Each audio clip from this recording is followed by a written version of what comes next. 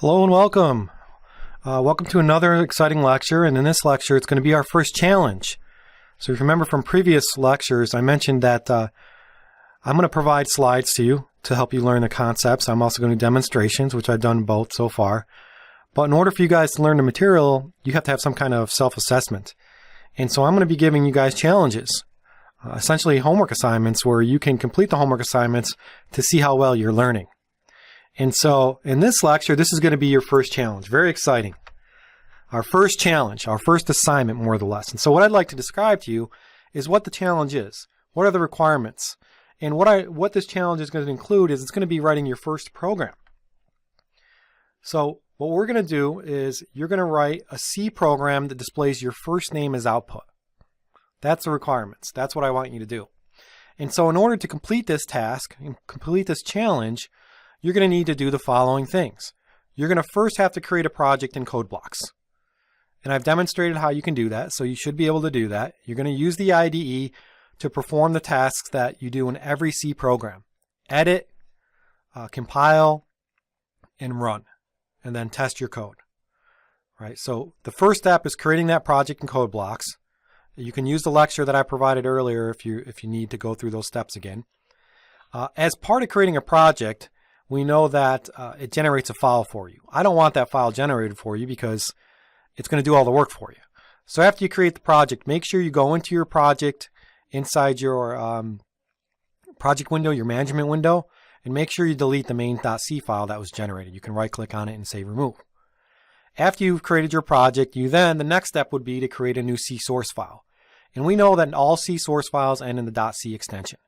You should create the C source file in the project that you created, and you should name the source file test. Once you've created the source file, then you're going to have to edit it. You're going to have to actually put some code in there.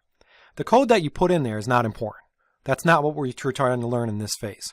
What you're trying to learn is how to create a program and how to compile it and run it. Writing the code doesn't matter right at this point. So what I want you to do is I want you to copy the source code that I've provided right here. And it looks a little weird, right? You see this pound, and then it says include, and there's an int, and it says main, and then there's these squiggly brackets and all this. None of that's really important. Copy and paste this. The line that is important is the printf, and that's the line you're going to need to modify to display your name. But I've started it for you. I said, hi, my name is. So copy and paste this code into your test.c file. After you've copied and pasted that code in this test.c file, you're going to need to modify the line so that when the program runs, it displays the right output. And so you're going to need to modify that printf line. Basically, just add your name where the dots are. And that will be part of editing the source code. After you successfully added the source code, then you want to compile and link it. And this, again, was explained in another lecture, so this should be pretty straightforward. There's menu options to build. So you want to compile and link, and then you want to analyze the build output window. This step, again, is just going to your menu option and building. And what this will do is it will issue the GCC command to compile, and it will set the test.c files in an import, and it will also generate any object files, and then it will link all those object files to create a program. If you have any errors when you compile and link, you'll see them in the build window.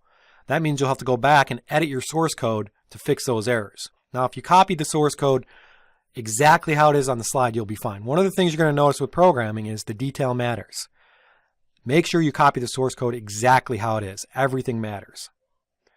Okay, so if you're missing a semicolon or anything like that, it can cause your program not to compile.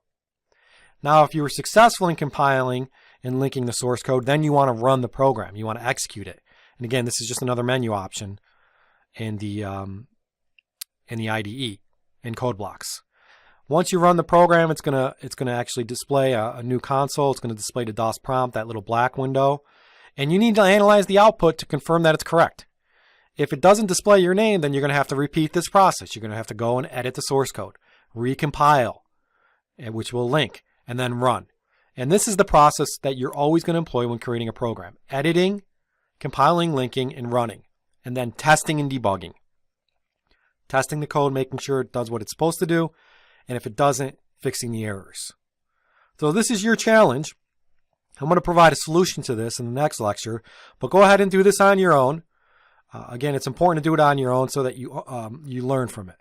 All right, just watching the lecture, you may have missed some steps. If you go and do this on your own, It's going to be like the back of your hand the next time you need to write another program. So good luck, and I hope you guys succeed. Thank you.